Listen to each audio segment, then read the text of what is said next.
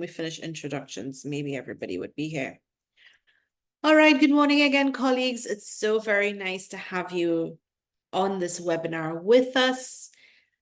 This is a webinar, it's a joint initiative with the Latin American and Caribbean delegation, the Communities delegation, and the Developing Country NGO delegation, delegations all of whom sit on the Global Fund board. And we are so grateful for the support from our Learning Hub Latin American and Caribbean team for helping us to put on this webinar and also to provide translation services for us as well. So before we go into why we're gathered here today, I just wanted us to be able to introduce the three delegations that pulled this together. I'm going to start with Communities. Javier, if you can just quickly introduce yourself and anyone else from your team who is on the call with us. Javier? Hi, Yolanda. My name is Javier Cadeveloc. I'm the board member of the Communities Delegation of people living with HIV and affected by TB and malaria. I need to check if there is any other member of my delegation in the call. Thank you. All right, thanks, Javi. Massimo and Derek, can I hand over to one of you to just quickly introduce yourself and the members of your delegation on the call?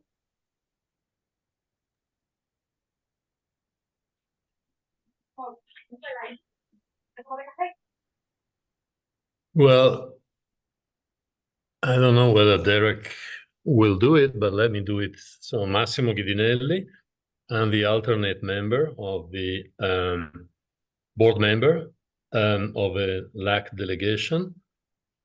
I would like to acknowledge the presence in the call of other colleagues of a delegation, as well as Mirta Roses, Dr. Mirta Roses, Director Emeritus of PAHO, and previously a board member representing LAC.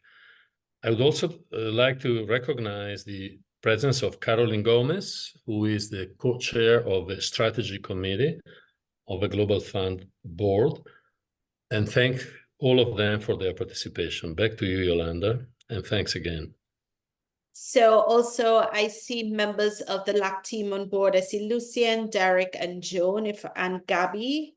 If I've missed anyone, please forgive me. I just wanted persons to be familiar with the members of the delegation.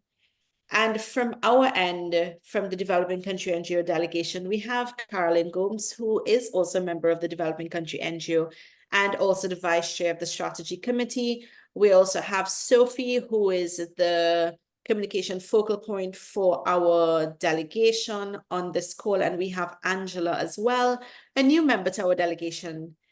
And I think I saw her on this call.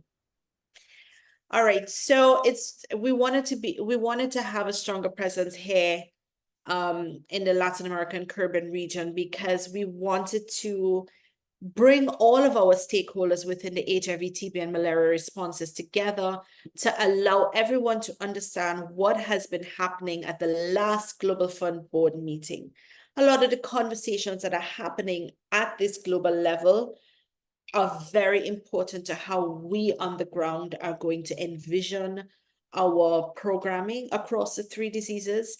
And so the three delegations thought it very important for us to come together and give you an overview of where we are as a region, but also the kinds of conversations happening at the board, and perhaps use the discussion and answer session to talk about, well, where do we need to go in the next couple of years as we work towards 2030, but also as a Global Fund in particular enters its new replenishment, its 8th replenishment cycle starting next year.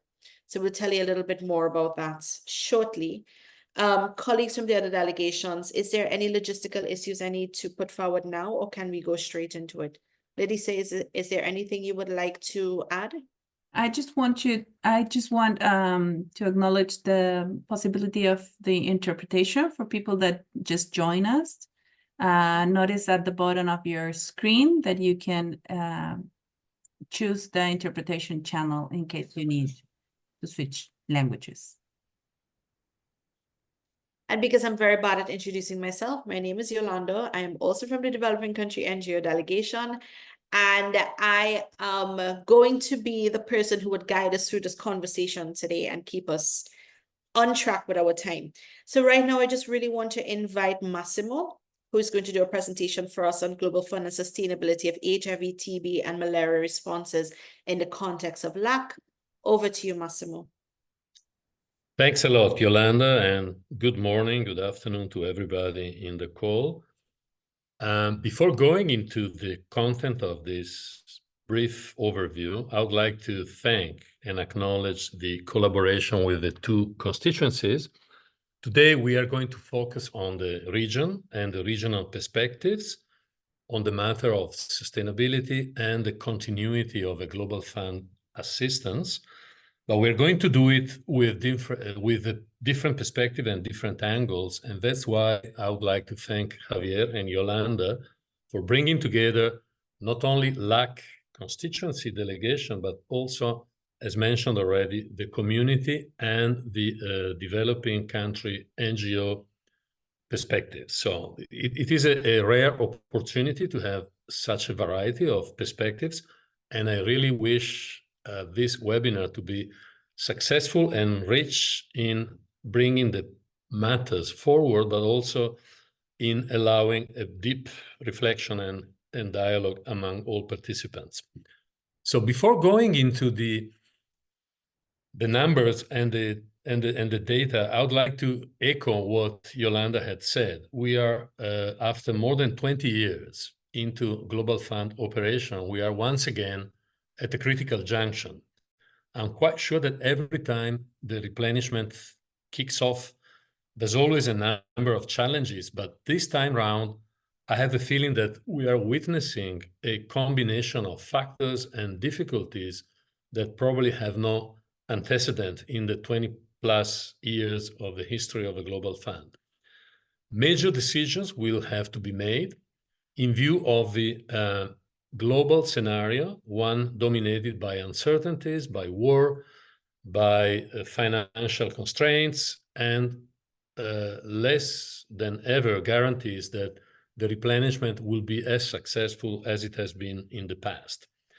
The machinery of the Global Fund Secretariat is already in full swing to get organized, but what will happen next year will be the development of an investment case that will be directed addressing potential donors to see how much money will the Global Fund be able to mobilize for the next funding cycle, which will start in 2026 over the following 3 years. So far, and despite previous difficulties, we will see in the slides, this has been a rather successful exercise, but it is also a typical junction when most of the policies, most of the standards, most of the norms and the rules that govern the Global Fund assistance have to be reviewed and updated. And this is exactly one of the objectives of this conversation, to begin looking a little bit forward and trying to understand and share with all of you what is at stake at the moment and what might be the impact and the implications for the region of the Americas.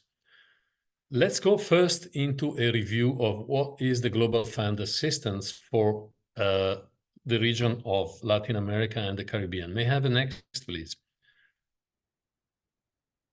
First of all, the context. The mission of the new strategy of the Global Fund is to end HIV, TB, and malaria. And the peculiarity we have in the region of the Americas is that we pursue those goals in a broader context of the initiative for the elimination of a larger number of communicable diseases. But this is the core mission of the Global Fund. And as you can see in the graphics, we are not doing very well. Globally, the 3 diseases are off track to reach the 2030 Sustainable Development Goal objectives, particularly in TB and malaria. And you can see easily the gap between, in red, blue, and yellow, what is the current trend, and the gap widening and opening up with the 2030 targets in terms of mortality, in terms of incidence, new infections for the 3 diseases. Having said all that, let's go to the next, please. This is what the Global Fund has represented for the region of Latin America and the Caribbean since its inception in 2002, and beginning the operation in 2003. We will see a little bit more in details, but roughly it has brought to the region an amount of financial assistance around plus minus $3 billion since its inception. Let's see the next. Those 3 billions plus has been actually disbursed almost entirely. 2.926 billions have been fully implemented during the 21 years of this assistance. And you can see in the different colors the distribution, with HIV taking the largest share of investment, and TB and malaria, and in the last few years, RSSH, health system strengthening for resilient and strengthened health systems. Next, please.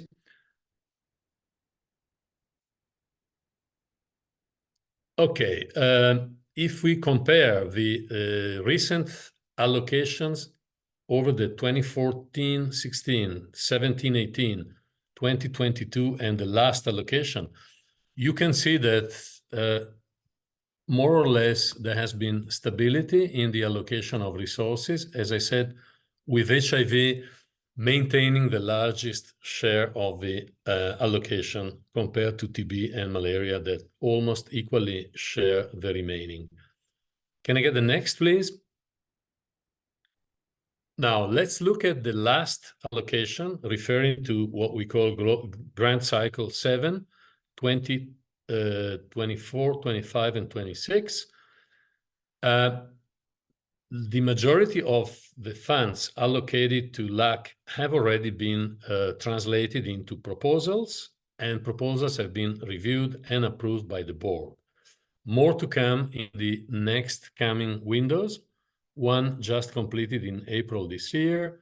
Next will be in September. And finally, the 7th window will be in February next year. Again, you can see HIV/AIDS, TB, malaria, but also a combination of HIV and TB programming, and then some funds being allocated to RSSH. Next, please. Where are the investments going? As a reminder, on the left-hand side of the slide, you can see the totals being allocated to LAC in Grant Cycle 5, 6, and 7. Basically, more or less stable over time, with slight increase between the different cycles, up to a total of 386 in Grant Cycle 7. This is not a huge amount of money. If you compare this amount for the 3 years to the total amount being allocated by the Global Fund, LAC represents less than 3% of the total financial assistance brought by the Global Fund.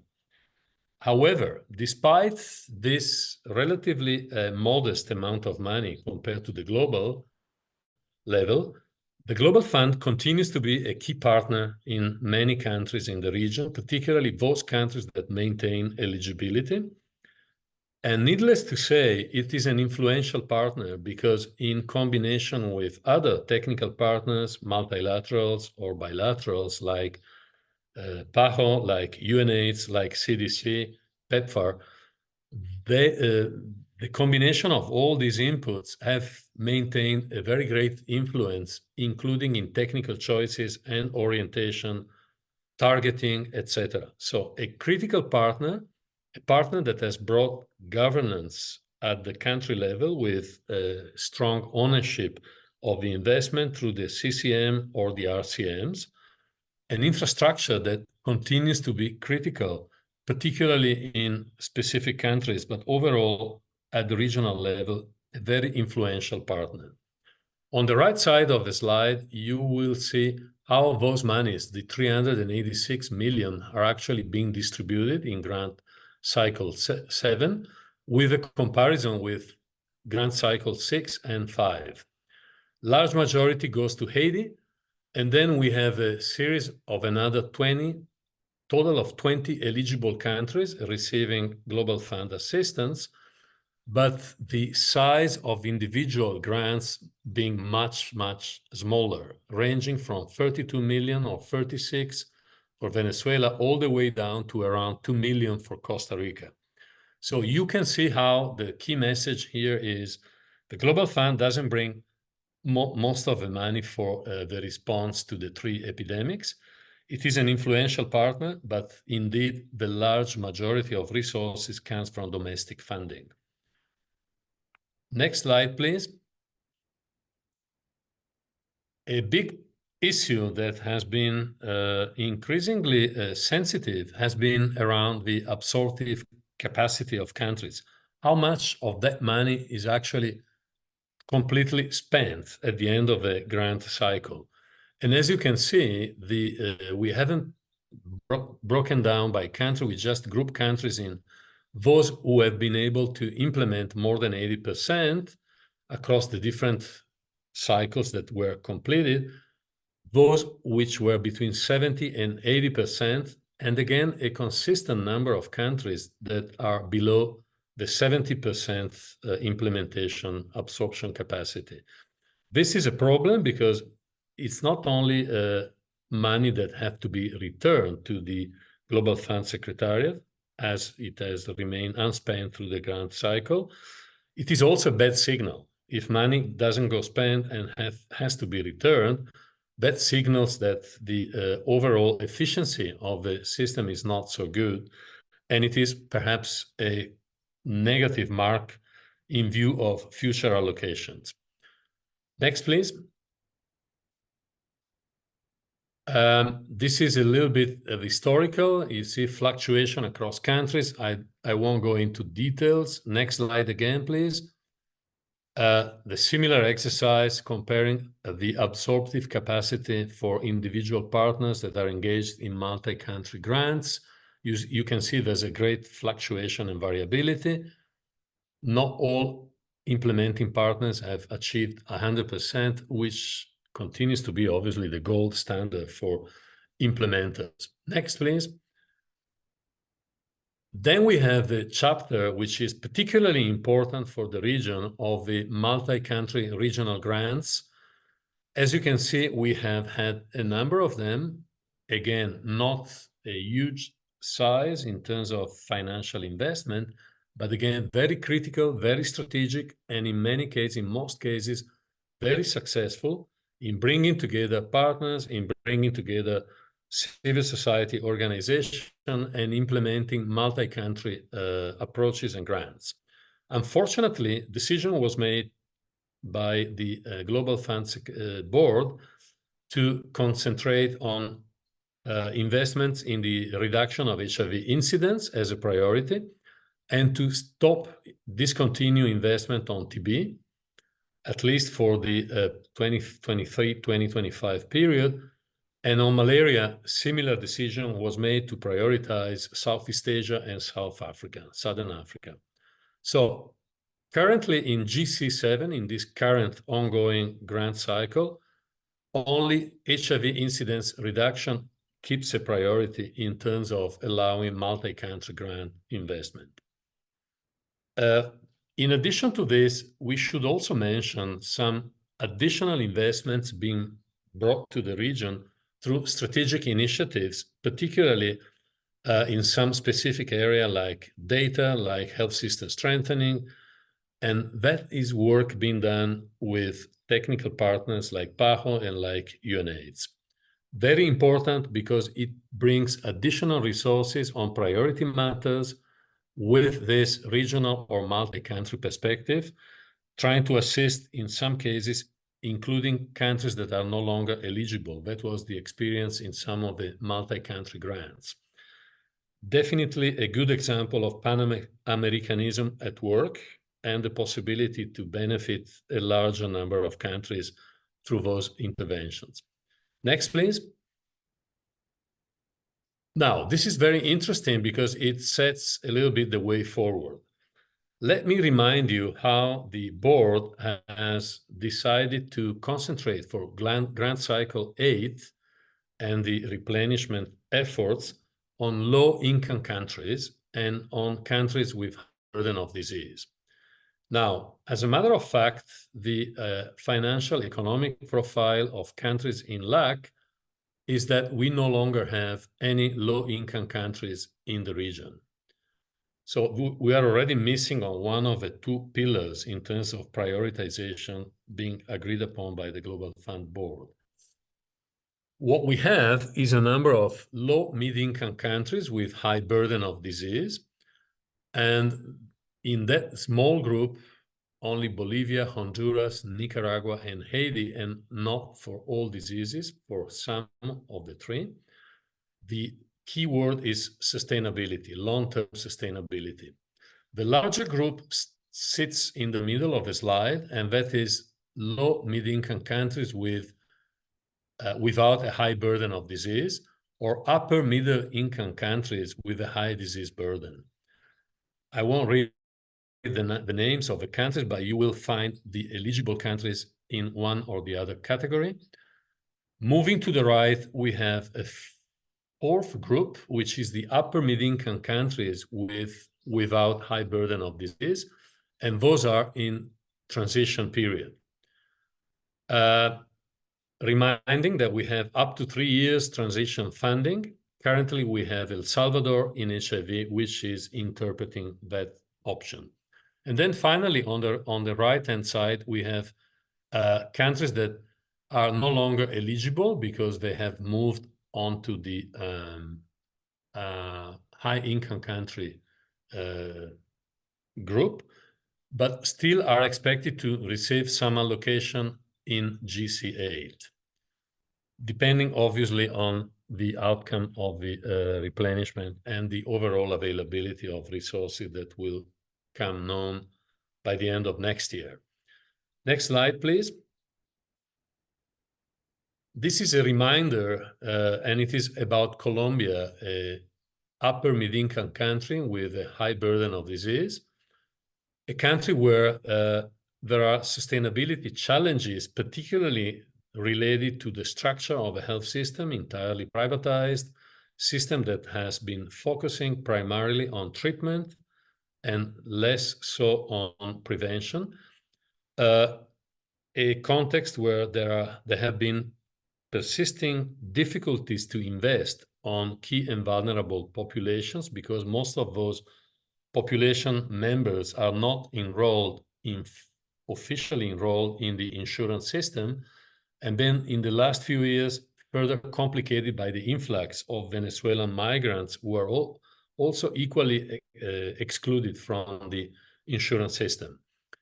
The grant brought by the Global Fund is in the region of 23 million with a relatively low implementation rate, relatively low absorptive capacity, probably related to the difficulties already signaled, but incredibly strategic and incredibly important because despite being relatively modest, it has opened a window of dialogue and a window of opportunity to influence policymaking and corrections in the norms and standards, and eventually opening up the possibility to continue to focus on key and vulnerable population, particularly in the prevention area, and continuing providing services for Venezuelan migrants. This is just an example to show you how strategically these grants, although relatively small in size, definitely smaller when compared to the hundreds of millions that are distributed in other parts of the world or in Haiti, smaller in size, but extremely strategic and relevant to maintain that focus on key and vulnerable populations. Next, please. Now, this is an overview of previous replenishment efforts from the inception of the Global Fund, a few $1 billion up to the peak in 2020, 2022, where a record of around $18 billion was achieved, up to the significant achievement in 2023 with almost $16 billion that are being gradually converted into contributions. Don't be afraid by the low bar, the low blue bar. That is work in progress. I know that the conversion from pledges into firm contributions is well underway, and probably most of those monies will become available. The big challenge now is replenishment for grant cycle 8, for the reasons that I was mentioning: financial instability, conflict, war, etc. And that brings a very tough reflection, imposes a very tough reflection to the Global Fund Board, which is currently underway. At the beginning, we just had a retreat last month. There will be another retreat in July, and that will be followed by the routine board meeting in November, where a number of decisions will be made to correct what I'm going to show you in the next slide, please. The Global Fund has a number of levers that can be reviewed and updated to correct the trajectory by which the resources available are being distributed. I already mentioned the 2 key priorities: low-income countries and high burden of disease. Now, this is a reminder, and my colleagues who will talk later will probably explore and develop a bit further. Let me remind you that the board is currently reviewing a number of strategy and policies, including highly sensitive, highly complicated matters like eligibility policy, complex operating environment policy, allocation methodology, qualitative adjustments. These are all elements that will alter the way in which eventually available resources will be distributed. And there's a risk that a context like Latin America and the Caribbean may even see the contribution available decreasing. So we need to be careful, we need to be vigilant, and more importantly, we need to have a dialogue and inputs, suggestions, ideas on how to craft a range of arguments to try to protect the current investment and continue the Global Fund assistance over the next the next grant cycle. In conclusion, I would like to, with the next slide, please. I think this was the last. I would like to thank Giulia Perrone, who is the LAC portfolio manager, and her team in the LAC Secretariat of the Global Fund, for providing most of this data and for being a very active and proactive partner in this conversation. Thank you for your attention, and available for any clarification or question you may have. Back to you, Yolanda, with thanks. Thank you, Massimo, and thank you for giving such a comprehensive overview. I wanted to just reiterate a couple of things. No decisions have been made at the last board meeting across any topic.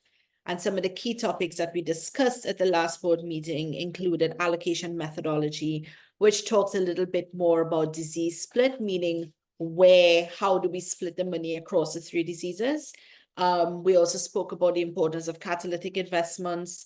You would hear more about collaborative approaches, which we will share with you soon. And we spoke about investment case and replenishment. So no decision has been made moving forward. I think it's very important for us to remember that. But what the last board meeting did, it allowed us to think about these thematic areas and how our regions and our countries will be affected by our replenishment that's coming up, and what are some of the shifts that we need to be able to make to have very integrated and full responses across the 3 diseases. So I just wanted to clarify that a little bit. And also in the slide that Massimo showed about the lower middle income countries, upper middle income countries, remember that again, no decision has been made. So when we go into the new replenishment, then we would know classification of countries, if any, within our region, but also in the other countries to which a global fund functions. So I just wanted to make that very clear. I would actually like to invite any quick comments or questions based on Massimo's presentation that anyone may have at the moment. And then I would invite Javier, myself, and the rest of the LAC team to just fill in a couple of things from the board meeting that we need to fill in. So if there are any questions or concerns, just raise your hand and open your mic, please. I can see what's happening. If you would like to put it in the chat, you can also put it in the chat.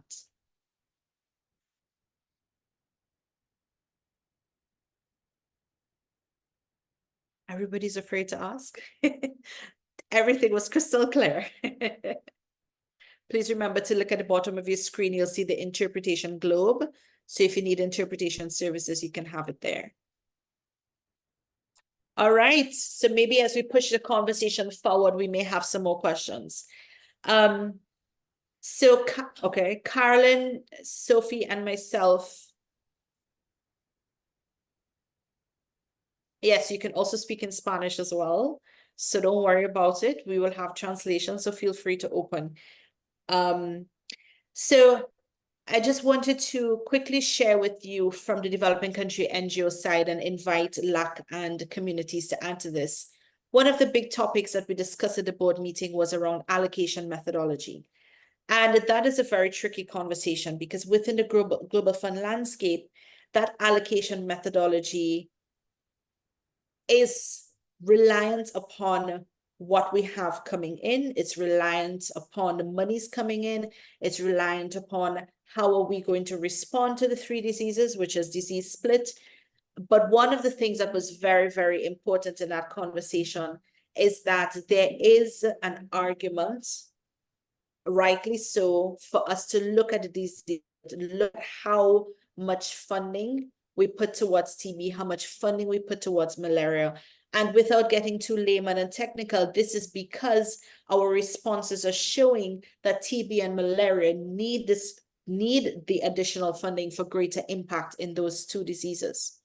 Again, no decisions have been made, but we have been talking about the need to look at our disease split allocations to ensure greater impact across the 3 diseases.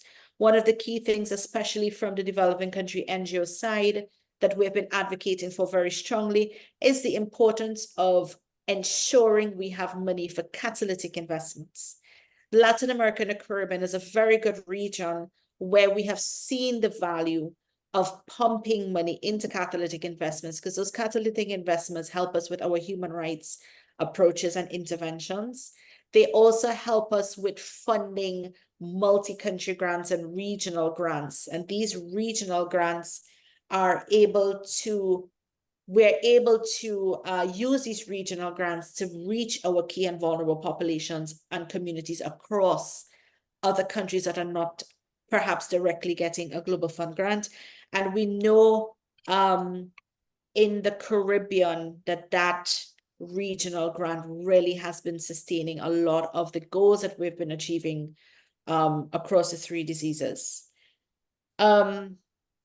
Javi, can I hand it over to you and anyone from LAC who may want to add, also from Carolyn or Sophie, who may want to add anything else that was important coming out of the Global Fund meeting around allocation methodology? Sure, Yolanda. So we are focusing on giving the people in this call an update on the last board meeting, right? Okay. So please let me know if I'm going so long because, of course, we have not many decision points, but a lot of things to discuss. I will go in Spanish because I don't want to be kicked out of the region as a result of speaking in English. Okay.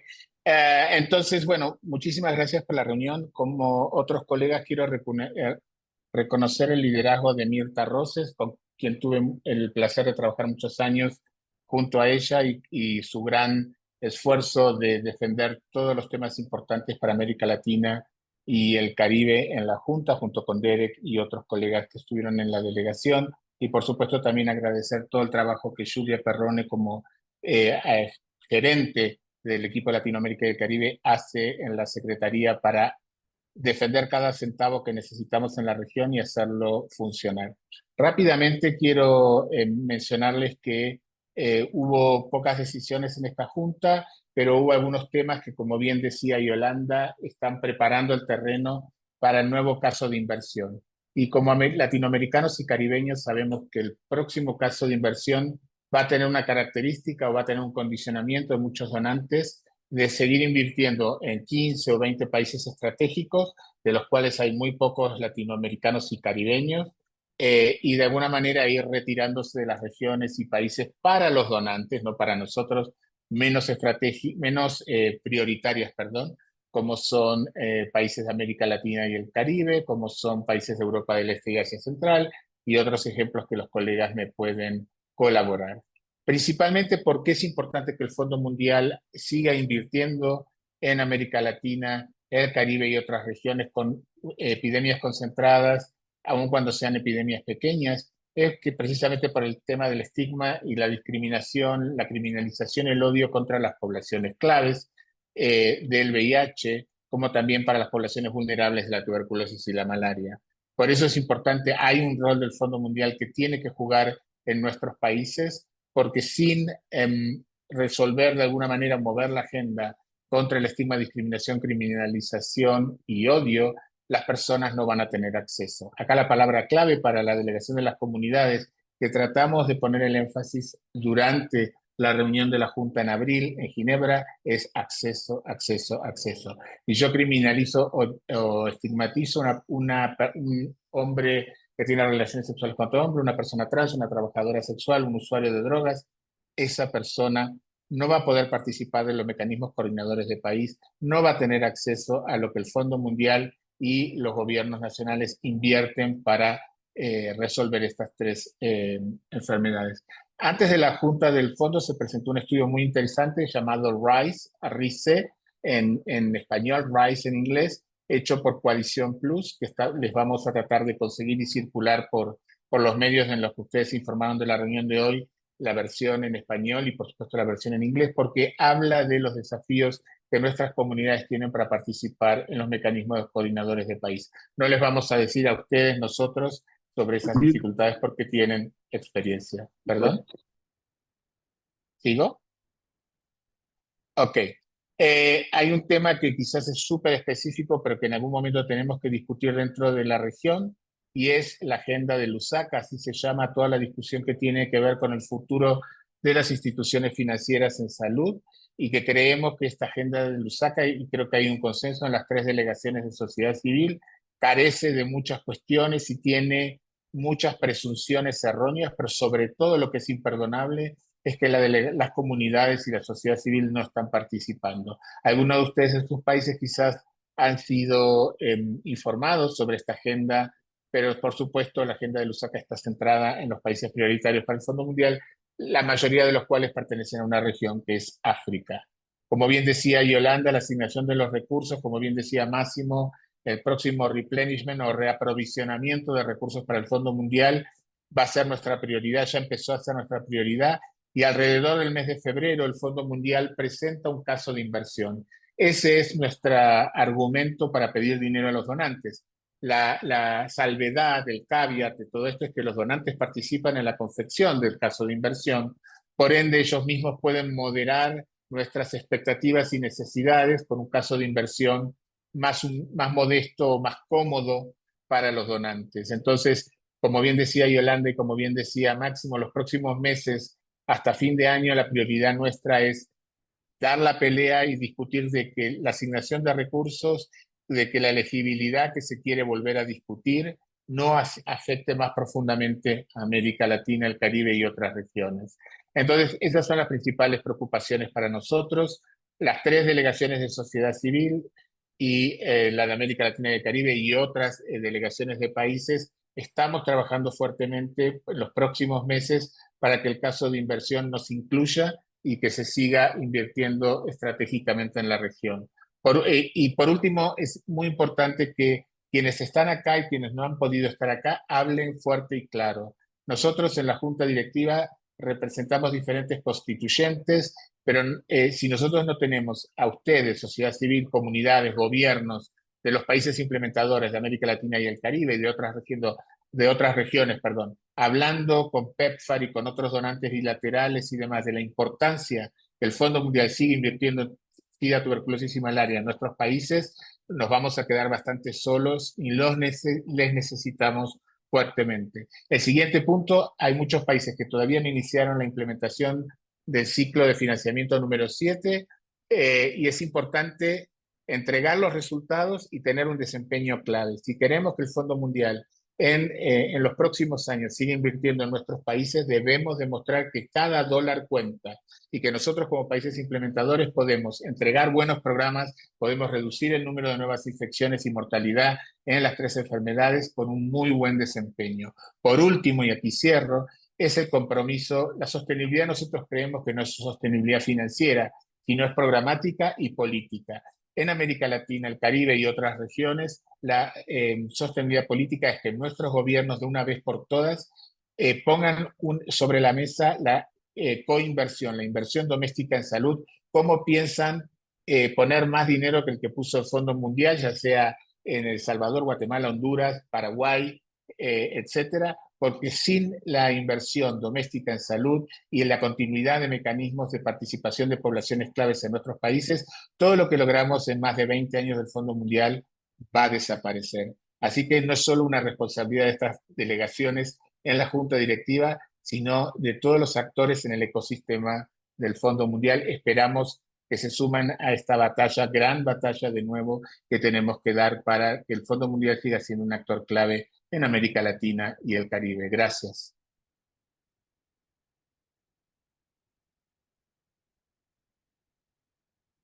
Thank you very much, Javier, and thank you for all of those very strong points, all of which we discussed at the Global Fund Board, and it gives you an understanding of where the discussions are and the kinds of decisions that we will start to make come November. If there's anybody else from the LAC team or the DCNGO team who would like to take this opportunity now and add anything else coming out from the board meeting, that would be appreciated.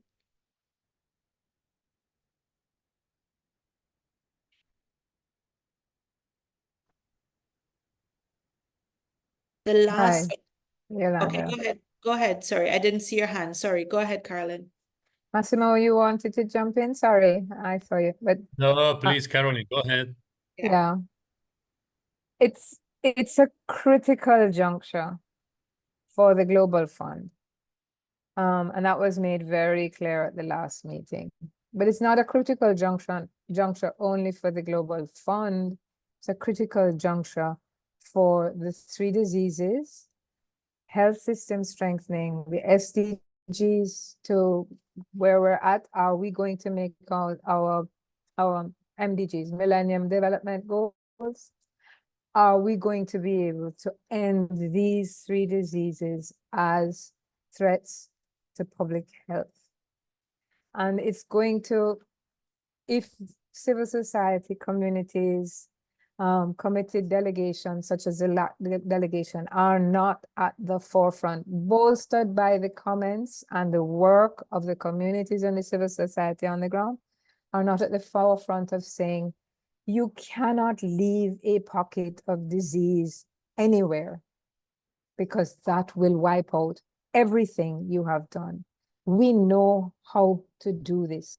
We've seen the pivots from medical to non-medical. Now we have UNAIDS saying that we have to achieve discrimination and lack of discrimination targets, because we know that when we do not reach our key and vulnerable populations, whether because of discrimination or stigma in healthcare or even self-stigma, we will not achieve our goals.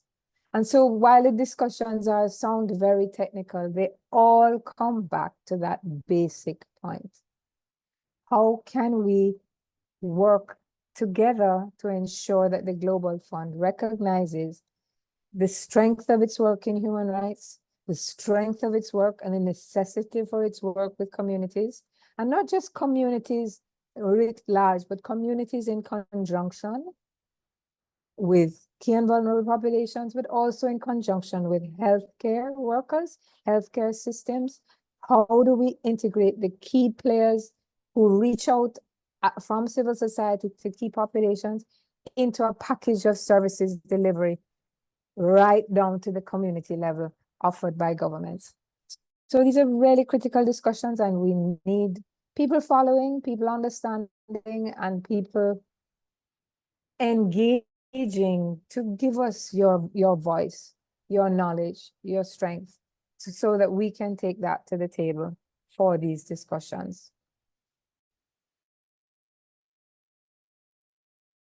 Thank you very much, Carolyn. Very good intervention. Massimo? Thanks. Muchas gracias, Yolanda. Solamente un comentario. En mi presentación yo insistí mucho sobre los dos criterios que muy probablemente van a influenciar mucho de la orientación. Low income country en países de ingreso bajo y países con alta carga de enfermedad. Ese pero no quiere decir que no exista un reconocimiento muy fuerte de la importancia estratégica, práctica, ética y de la obligación de continuar a trabajar con poblaciones vulnerables, con Key and Vulnerable Populations. Solamente es que la perspectiva actual es que el replenishment próximo tiene mucha incertidumbre. Y entonces, en un contexto de recursos disminuidos, van a ser necesarias algunas decisiones un poco complicadas. Como el desafío que nosotros tenemos es cómo defender las ganancias, los resultados adquiridos y cómo mantener el enfoque sobre esta dirección. Key and Vulnerable Population para, como bien decían todos los que han hablado, para seguir peleando el estigma y la discriminación que son a la raíz de una insuficiente inversión en la región frente a la cara y a la realidad de las epidemias. Yo creo que la participación en el caso de inversión, la movilización de sociedad civil, de comunidades, va a ser muy importante para que los argumentos que nosotros podemos presentar en las reuniones de la Junta Directiva reflejen todo un conjunto de actividades, una discusión vivaz y bien argumentada que debería ocurrir en la región. Tengo el placer de mencionar, Yolanda, y concluyo, que esa es la primera vez que vemos este tipo de tripartito junto con un enfoque regional para elaborar un poco unas posiciones que puedan permitir una mejor defensa de los resultados adquiridos. Representamos poco menos que el 3% de la inversión global. Tenemos que por lo menos pelear para mantener un enfoque sobre la región de Latinoamérica y del Caribe, un enfoque sobre la problemática de poblaciones vulnerables y poblaciones clave, y sobre todo tenemos que seguir manteniendo todos los resultados que se han logrado.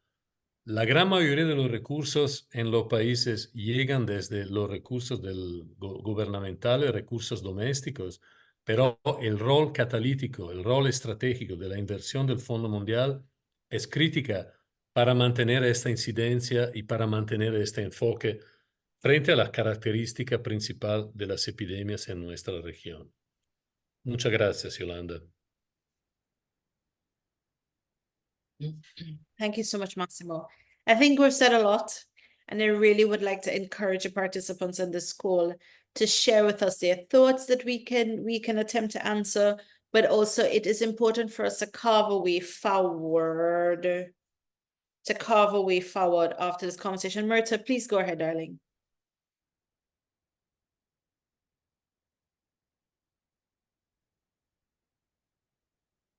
Hi, Yolanda. You Hi. gave me the floor? Yes, we hear you. We hear you. Okay. Thank you so much. My wholeheartedly greeting to everyone in this call. It's a pleasure to see you all, and also to see this first meeting of all the parties, all hands on board for LAC. I think that's a very convenient call because all hands on board, because that is a call on the ship when you are in danger.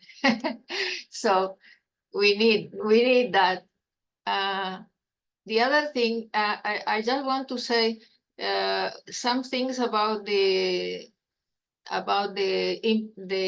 investment case, and also what is the scenario, and other things, you know, that I think that we have to do more at country level. So on the strategy, on the investment case, and also our advocacy, there are certain words, you know, keywords now, like buzzwords, because it's also fashion, that the donors are doing a lot about decolonization, about localization, about country focus. Okay, country focus has also always been the Global Fund, one of the characteristics, no? So that is nothing new. But what are the donor countries? And we know that the scenario is very challenging, because development aid is reducing, it's diminishing.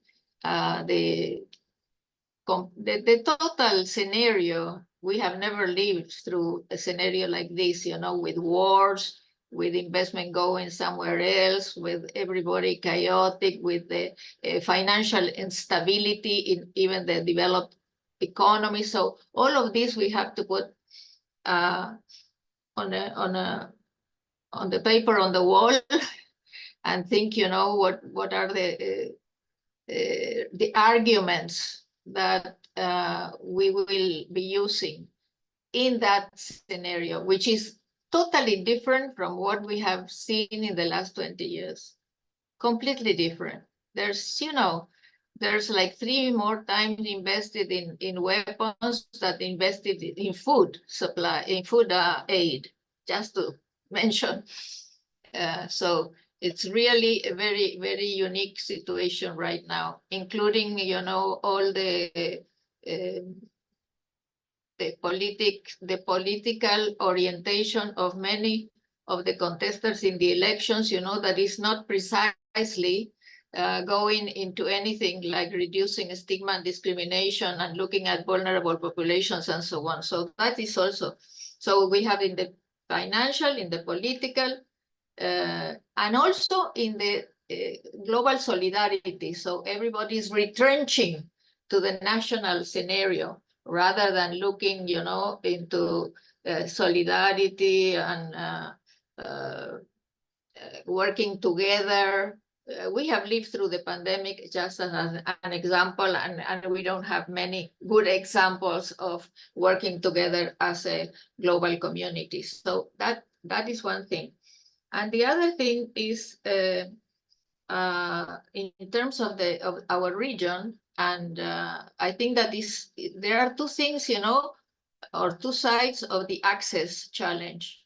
One is, of course, the stigma and discrimination, many of the rules and policies and legislation even that is pending. And I think that the Global Fund has should not put this issue aside on a side track, you know, but rather on a central track, because legislation, norms, and policies are also very important. And I feel that we have also gone backwards, at least, you know, when you look at some of the developed countries, which are the ones who are more responsible for aid, development aid support. They are going backwards in terms of their orientation in marginalization, in leaving the vulnerable societies, you know, to solve their own issues as they can, and internally, you know. So, of course, that is a major point nationally, and the Global Fund should take a look also at that, you know, do more advocacy, do more negotiation, do more lobbying for regulations and legislation that we had 10 years, you know, during the first 10 or 15 years, but it's kind of diluted now when it's more needed. And the other thing, important thing for the ones that play the game with us, is that we have to be more closer to the processes of the health system reform.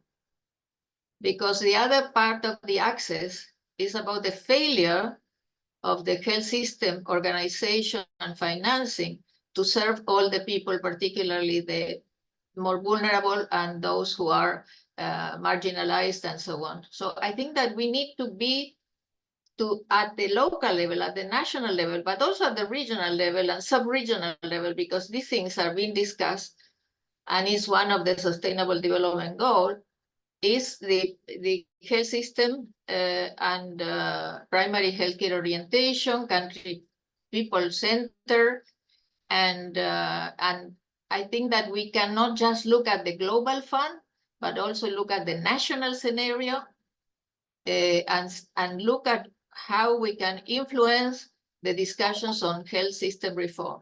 Thank you. Thank you very much, Mirta. Some excellent points, and I think that points that will carve the way forward for us. Noah, please forgive me if I've pronounced your name incorrectly. Please open your mic and go ahead, my dear.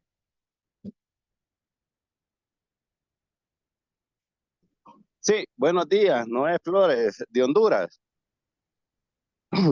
Quiero agradecerles por esta oportunidad que los están dando a América Latina. Yo soy parte de la Asociación Hondureña contra la Tuberculosis y nosotros, lastimosamente no pude estar desde el principio de esta reunión, pero sí me gustaría manifestar nuestra preocupación en vista de que el fondo a América Latina pues no le está dando la importancia o el apoyo necesario.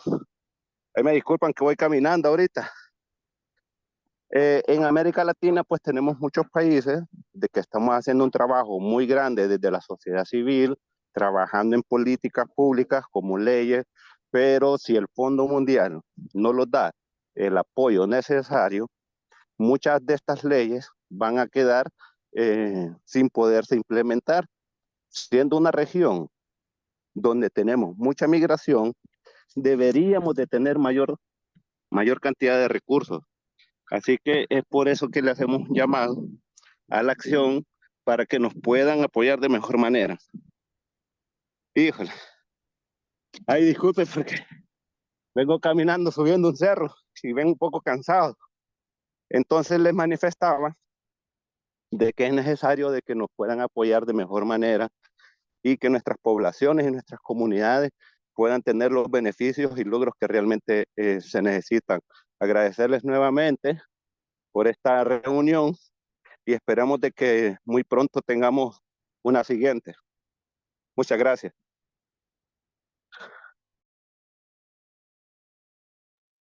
Thank you so much, Noé. Javier, I see you want to respond?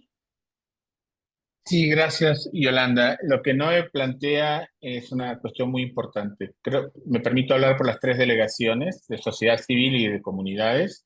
Estamos muy preocupados y frustrados y enojados con la inversión asignada para la respuesta a la tuberculosis y la malaria. Está subfinanciado, no hay suficientes recursos para tuberculosis y malaria.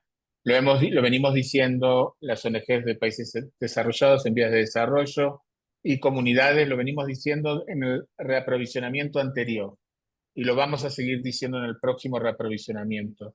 Pero lo que es importante, sobre todo porque ha demostrado ser poco eficaz, es pelear entre enfermedades. Mucha gente considera, y en la comunidad de los donantes, que la asignación de fondos como está, la distribución de los fondos por enfermedad, que en inglés se le dice disease split, de alguna manera podría discutirse en los próximos meses, pero la realidad es que también el Fondo Mundial tiene un legado importante en los millones de personas que tienen tratamiento antirretroviral. Al mismo tiempo, el contexto nos muestra que tenemos una crisis terrible con el tema de la malaria, que hay vacunas, pero hay que comprarlas y vacunar a la gente, y lo mismo podríamos ir en detalles que tienen que relacionados con la tuberculosis. Mi último comentario a propósito de lo que venía escuchando, también mencionar que el cambio climático es algo transversal a VIH, tuberculosis y malaria. Obviamente malaria con el control de los vectores es un tema supremamente importantes con el cambio climático, pero sabemos que cuando hay una inundación o cualquier otro desastre natural, las personas con tuberculosis y las personas viviendo con VIH no pueden acceder a los servicios. Los camiones con los medicamentos, el ministerio, etcétera, no está en condiciones de darle continuidad a los servicios. O sea que el cambio climático parece como un nuevo tema que quiere competir con las tres enfermedades, pero es cierto que hay una relación intrínseca muy importante. Y es muy importante que los países de América Latina en particular, hablo para América Latina porque trabajo en América Latina, tenemos que contar historias exitosas de lo que el Fondo Mundial está haciendo en la región. Porque es natural y es entendible que nosotros como comunidades y sociedad civil tenemos muchas quejas, muchas frustraciones con el MSP, con nuestro ministro, con nuestro subsecretario, etcétera, en las tres enfermedades. Pero les digo, les voy a ser muy honesto, vamos a dar la madre de todas las batallas y les pedimos por favor que ustedes como implementadores en el terreno nos ayuden a explicar por qué el Fondo Mundial es importante en América Latina, porque saben que al final del día las evidencias pueden no ser tan importantes. Un donante tiene una decisión política que probablemente no está basada en las evidencias sobre la importancia de trabajar con poblaciones claves y vulnerables, sino es una decisión política de poner dinero en África. Entonces, no peleemos con las regiones tampoco, pero no peleemos entre enfermedades. Gracias.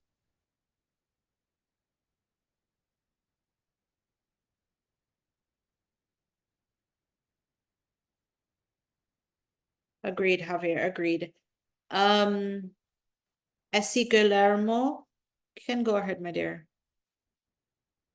Javier, just one thing. There is a comment from Juan in the chat. Can you or someone just do a little translation for me? I understand it, but I don't want to misinterpret it. Guillermo, go ahead, my dear.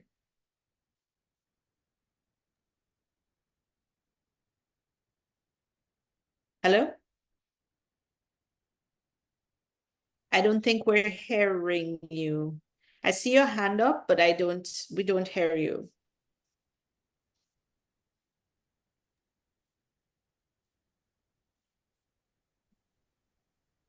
Guillermo, you wanna try to reconnect? Okay, Andres, go ahead until we can figure out Guillermo.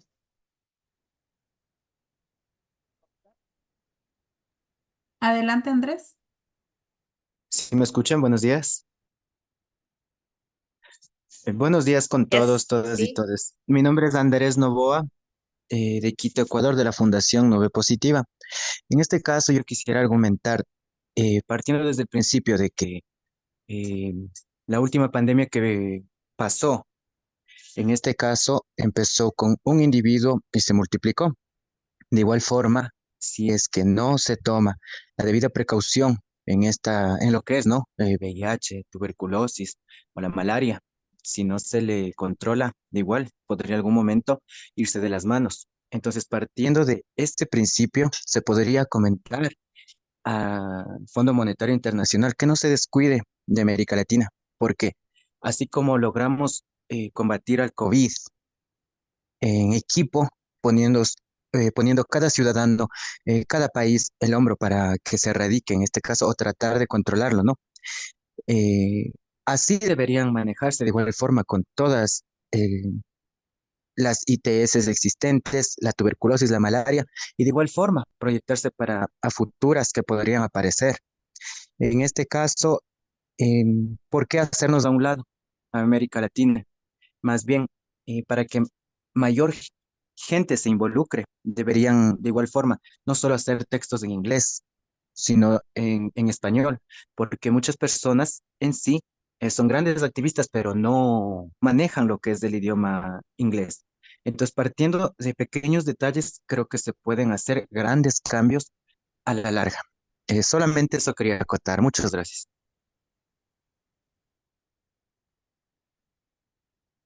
Thank you very much. Guillermo, were you able to speak? Are you able to speak now? Because I see your hand up.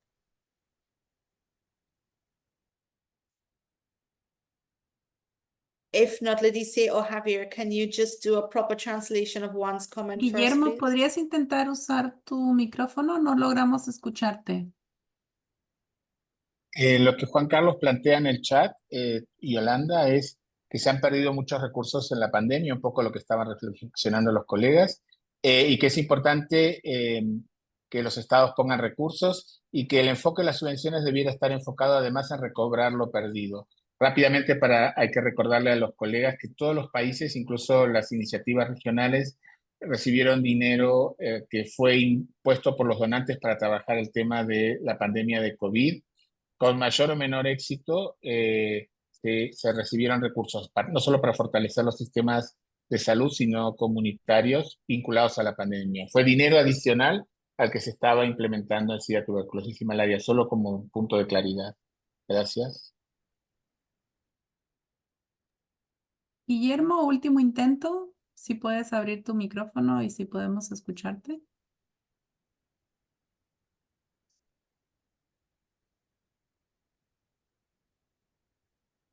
No, you can also put it in the chat if you're able to, because we want to hear from you. All right, so we really appreciate this kind of feedback. I don't know if there's anyone else that wants to add to the conversation before I kind of position a couple of thoughts for us as we move forward. Is there anyone else? You can open your mic, raise your hand, put it in the chat. Thank you for the translation, Javi. So I think this is really good for us to have continued conversations in the region about what's going to be happening and how is it going to evolve.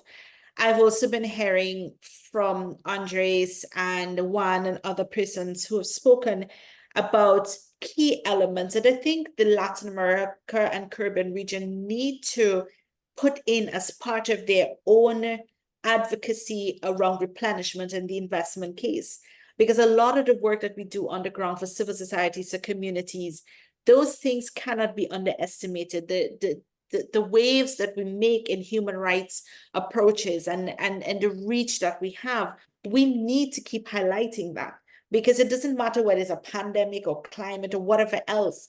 The point is the value and the sustainability of CSOs and communities as critical part of our responses, whatever the disease may be, is really what we need to put out there.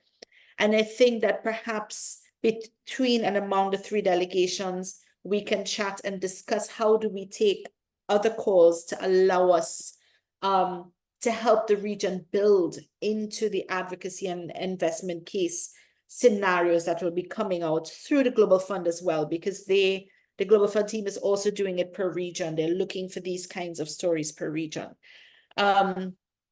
Massimo, please go ahead.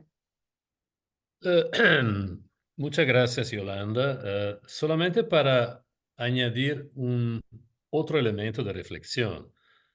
Ya se mencionó cómo la Junta no haya tomado alguna decisión por el momento y que decisiones se esperan desde entre ahora, la próxima reunión en julio.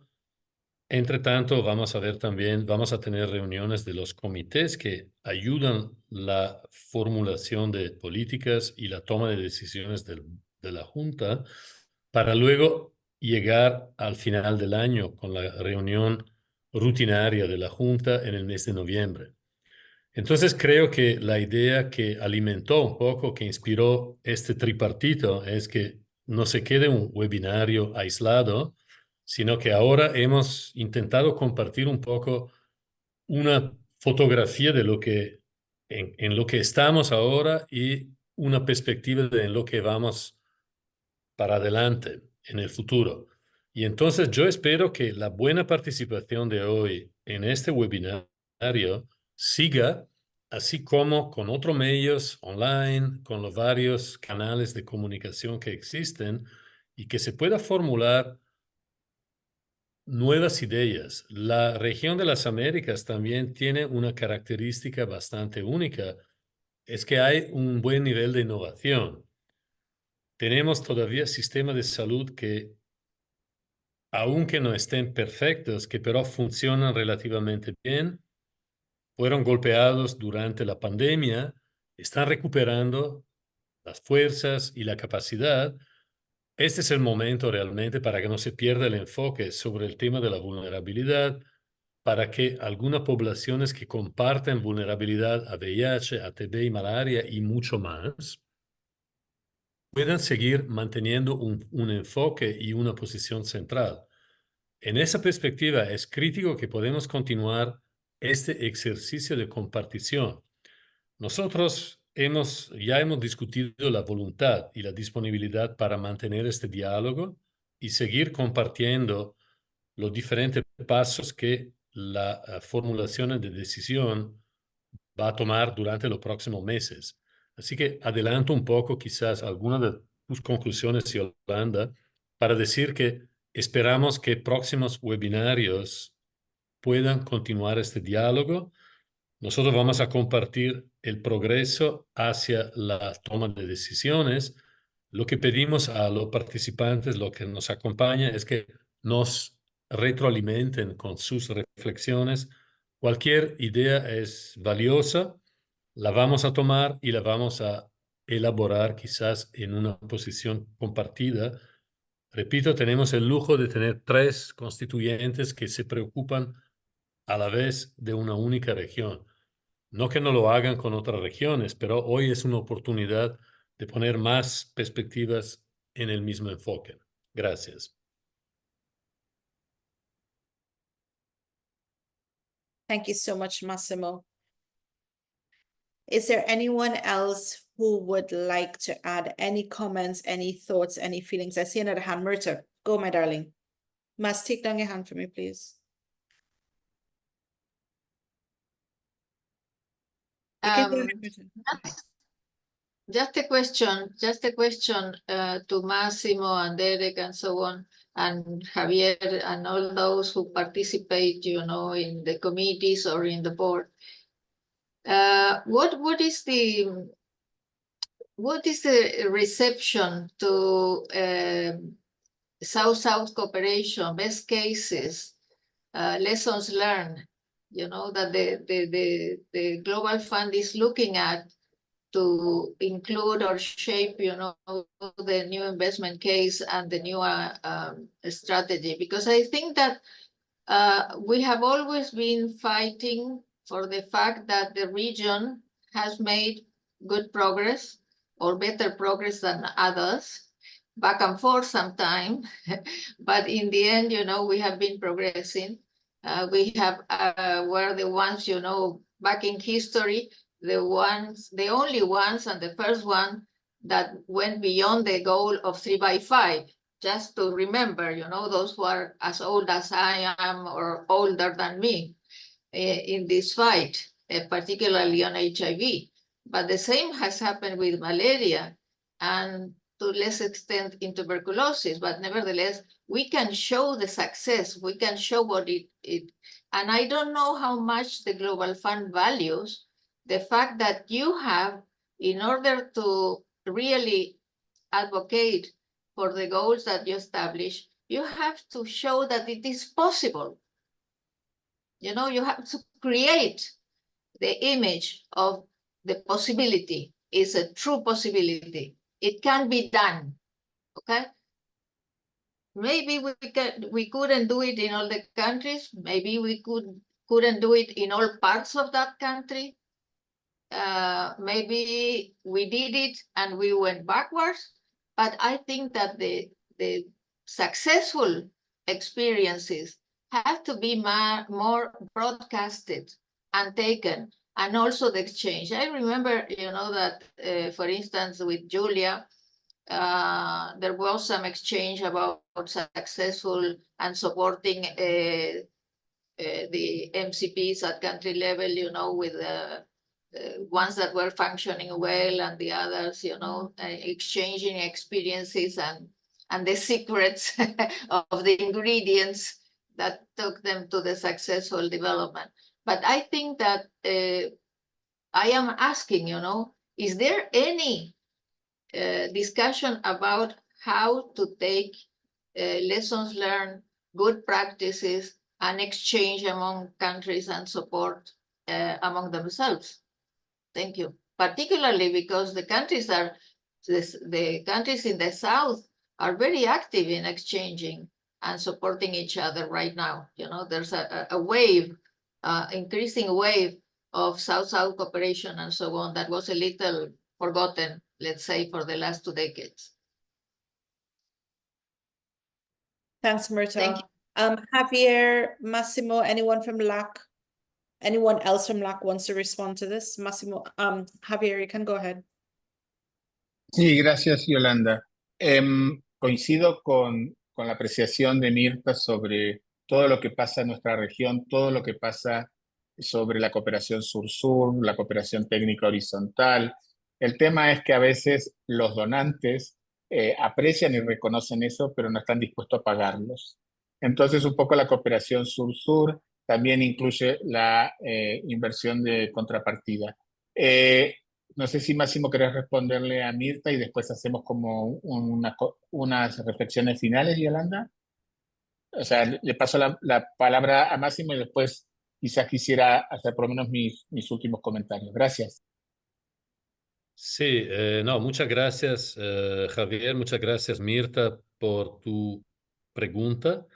Sin duda, hay mucho interés, pero en el mismo tiempo el enfoque de la discusión ahora es más dirigido cómo podemos manejar una situación probable de disminución de recursos y mantener un enfoque sobre las 3 enfermedades. Se tomó la decisión de no abrir una línea dedicada específica al fortalecimiento de los sistemas de salud y construir esta componente desde adentro de las 3 enfermedades. Obviamente hay mucho reconocimiento de los éxitos, de las buenas prácticas, y yo creo que la región no se queda corta cuanto a ejemplos.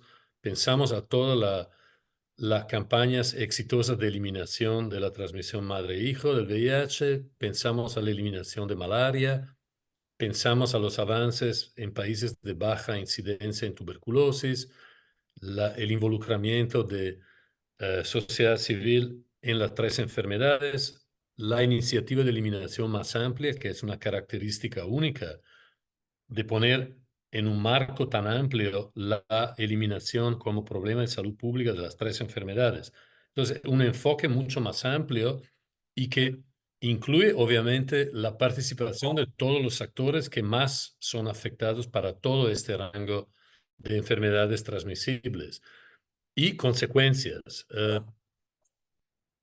Lo que Javier también puso en evidencia es que los grandes donantes en este momento están pensando para dónde invertir mejor con más impacto.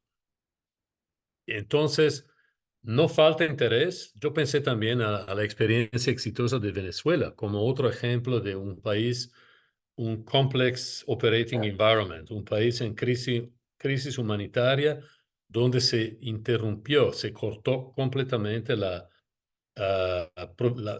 provisión de servicios por parte del gobierno, y el Fondo Mundial logró con una inversión relativamente limitada salvar miles y miles de vidas y sigue haciéndolo. Entonces creo que hay que ver cómo en esta conjuntura, cómo confeccionar mensajes y cómo articular una posición regional que quizás pueda presentar algunas innovaciones también en la forma por la cual los recursos eventualmente puedan ser distribuidos. Valoramos muchísimo la experiencia de Multicountry, de las iniciativas regionales, y quizás esto podría ofrecer una oportunidad para no perder este enfoque y toda la experiencia que se ha acumulado, ganado durante esas décadas. Pero reitero que es un diálogo muy abierto y necesitamos inputs por parte de todos los colegas, de todos los actores regionales para mantener un poco el enfoque claro y identificar los tópicos, los argumentos más oportunos. Gracias.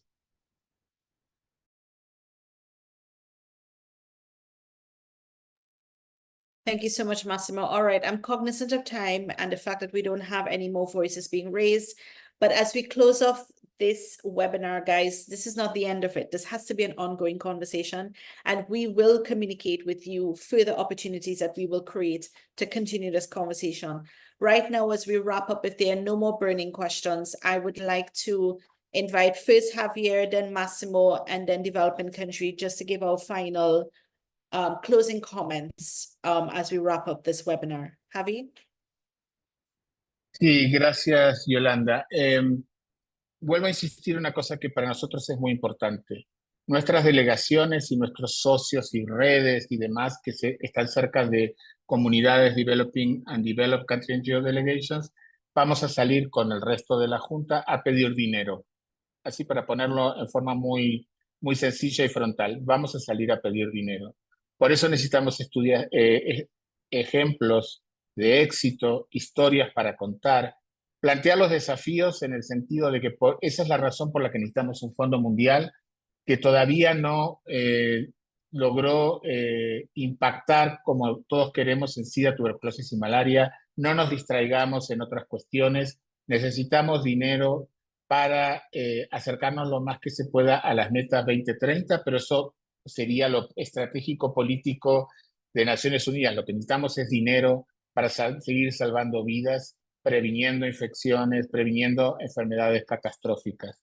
Entonces, les pedimos que nos ayuden tanto en el Caribe como en América Latina, las iniciativas regionales, y en esto quiero reconocer a corresponsales claves y a la plataforma del Fondo Mundial que lidera Anuar Luna, que antes se llamaba Comunidad de Derechos y Género, pero ahora tiene un nuevo nombre, que van a estar trabajando fuertemente en América Latina como en el Caribe, apoyando el ejercicio de reaprovisionamiento de fondos. El Fondo Mundial es un fondo con dinero. Hemos logrado cambiar a muchas cosas en los países con cosas fantásticas como los mecanismos coordinadores de país, como con políticas que tienen que ver con financiar comunidades, poblaciones claves, etcétera. Antes del Fondo Mundial, hace 22 años, había mujeres trabajadoras sexuales, personas trans, etcétera, que nunca habían visto recursos para sus organizaciones. Estamos fortaleciendo los sistemas comunitarios. Pero la realidad, como decía Máximo, hay muchas prioridades que compiten, no hay suficiente dinero, por lo que nos dicen los donantes. Entonces, la madre de todas las batallas es lograr que cualquiera sea el caso de inversión que aparecerá a principios del año que viene, sea financiado completamente por los donantes. Así que cada uno de nosotros, y para terminar, les queremos pedir a la sociedad civil, comunidades y técnicos que nos acompañan en esta llamada, que pongan presión sobre nuestros gobiernos para que de una vez por todas se tomen en serio la inversión doméstica y la contrapartida a lo que el Fondo Mundial invierte. Gracias a toda la delegación LAC por invitarnos a participar de esta reunión, que no será ni la primera, que es la primera, perdón, pero no será la última. Gracias. Massimo, Sí, before you Yolanda. jump in, thank you, Javier. I am a horrible moderator. I should have done this earlier. My apologies. I am supposed to give apologies to Derek Springer, who's also the board member for the LAC delegation. He is currently ill, voiceless at the moment, but he's recovering. He'll be fine. And that's why we haven't heard him speak in this forum. So my apologies, Dee. Massimo, go ahead, my darling. Muchas gracias, Yolanda. Una pequeña reflexión por parte de la delegación de la constituyente de LAC.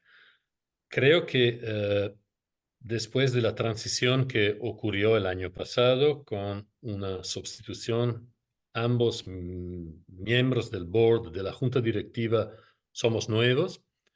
Derek con previa experiencia en el board, pero con una nominación fresca desde el final del año pasado, y yo también.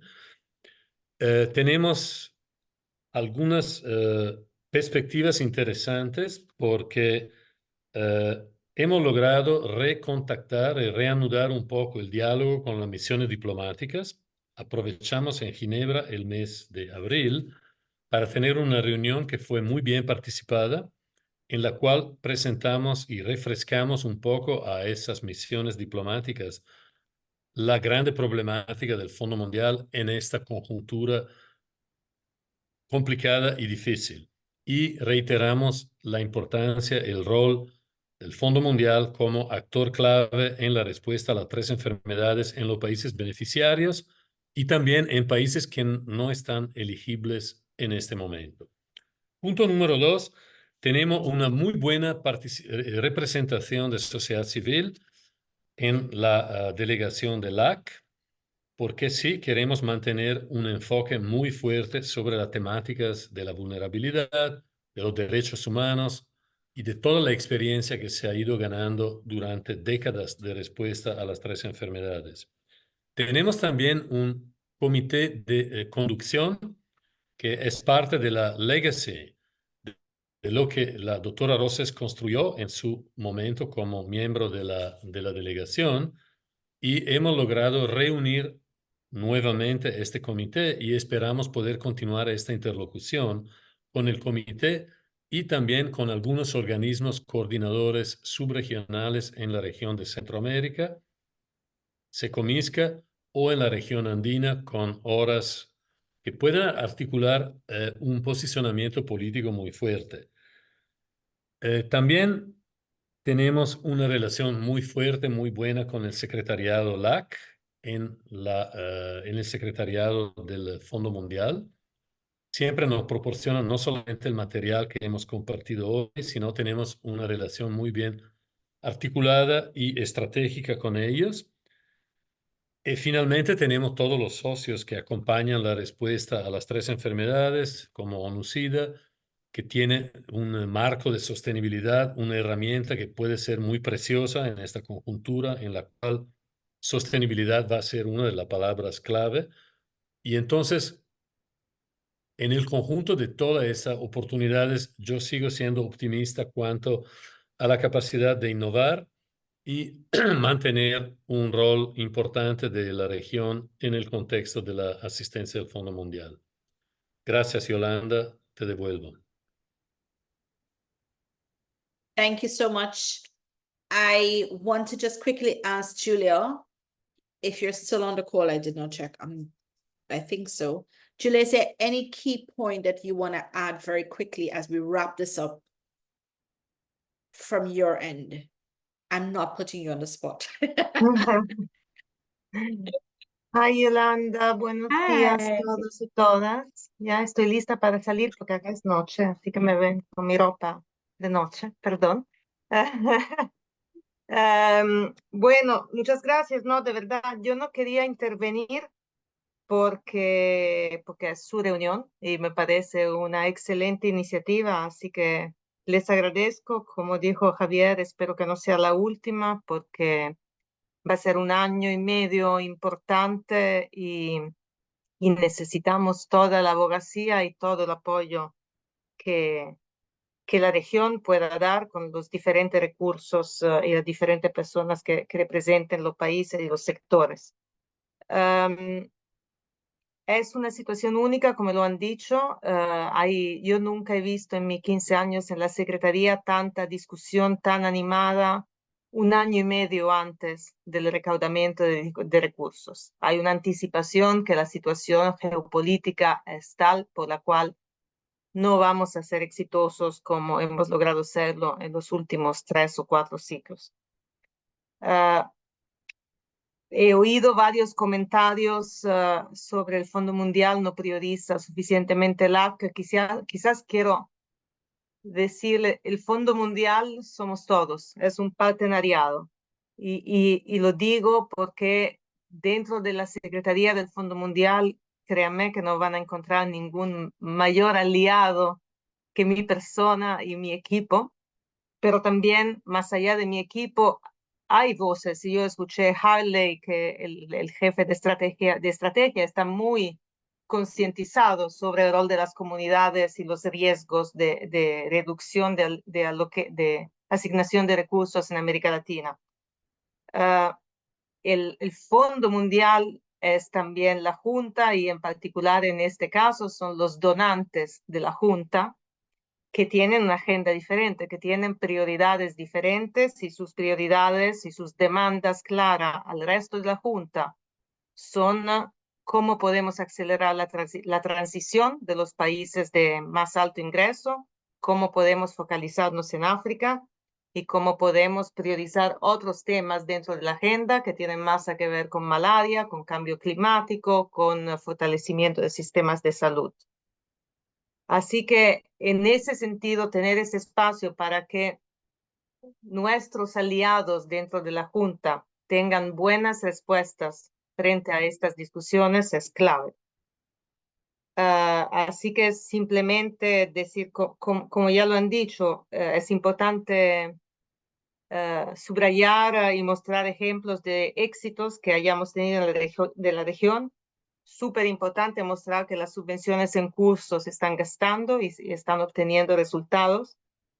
Es también importante mostrar la otra cara de la medalla, es decir, ¿qué pasa si dejamos de financiar? ¿Cuánta gente, cuántas personas transgénero se van a quedar sin servicios? ¿Qué tipo y también en temas que son menos difíciles, menos fáciles para cuantificar, como lo es estigma y discriminación? Pero ¿qué va a pasar en países que tienen regresos en el entorno de derechos humanos si se va al Fondo Mundial? Porque aunque tengamos una pequeña presencia, nuestra presencia sí nos permite tener una cierta influencia política. Y finalmente yo pienso que hay, digamos, esta recaudación de fondos va a ser diferente. Y eso no lo va a cambiar nadie, va a ser diferente porque el mundo es diferente. Entonces yo pienso que tenemos que hacernos la pregunta, ¿cómo nosotros vamos a participar en esa discusión? Y eso mismo pasa dentro de la Secretaría, cuando nos peleamos entre nosotros. Hay gente que dice, yo no quiero discutir, no voy a tocar la discusión de quién es elegible, de cómo acelerar la transición, no es ético.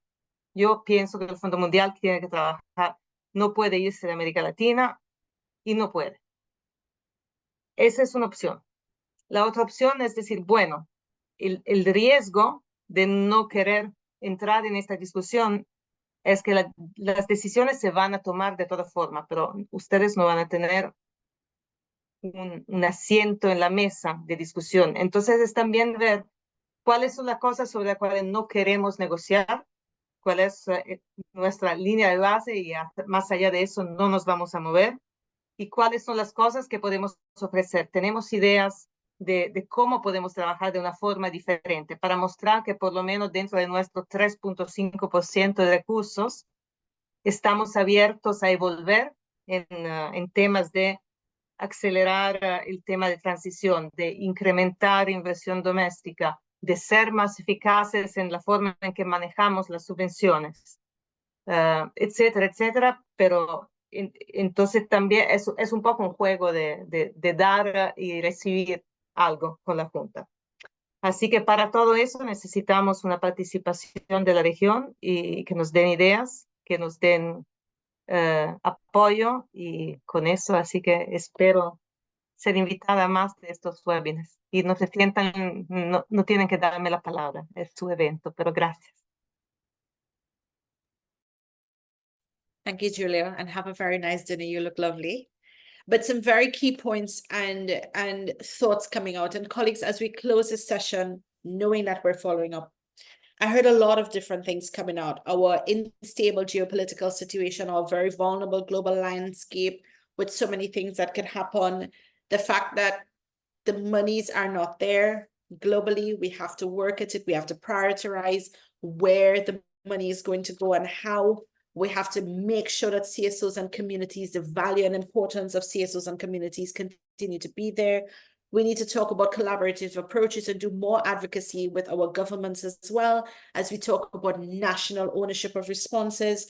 And we also need to start working on, as a region, showcasing the work to which we engage, showcasing the importance of the Global Fund financing and investments at a country level, at a regional level, and also ensuring that we feed into the investment case that the Global Fund is putting out there as we go into this replenishment cycle. So, colleagues, I think we've had a lot to digest. We thank you for your participation, your very meaningful, valuable participation. We thank you for your inputs. Post this, you can reach out to us to give us more feedback. We will, as a 3 delegation, refer to you on the way forward in certain calls and what are some of the things we want to talk about. Again, I really want to thank our colleagues over at the Learning Hub for Latin America and the Caribbean, and I want to thank Anwar and his team for really assisting us in this. We will be coming back to you, Anwar, in case you didn't know. Thank you to the LAC team, thank you to communities team, and thank you to the members of the developing country NGO delegation here with us. It has been very fruitful. So without further ado, I'm going to call this an end if I don't see any last hands being raised. But we will be in touch. Thank you, guys. Thank you very much.